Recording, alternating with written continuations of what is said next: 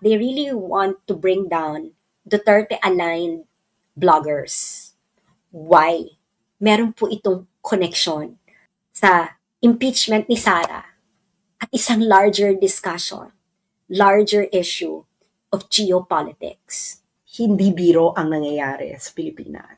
Hindi ito nadadaan sa dasal. Una nilang tinarget na pabagsakin ay SMNI.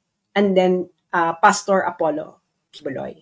Bakit SMNI? Una, SMNI ay ang tanging talagang makikita mong pro-Duterte na media. Correct? Gusto nilang pabagsakin. Nagawa nga nila kay Donald Trump yan. Paano pa tayong simpleng Pilipino lang at mamamayan? May battle plan talaga sila because ilang years yung na-document ni Rigoberto Tiglao na pinafundingan ng CIA-founded na National Endowment for Democracy.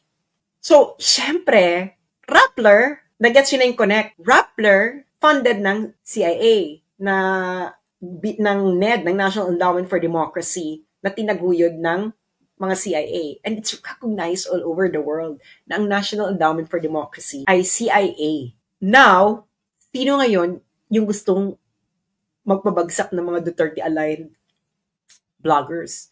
Rappler.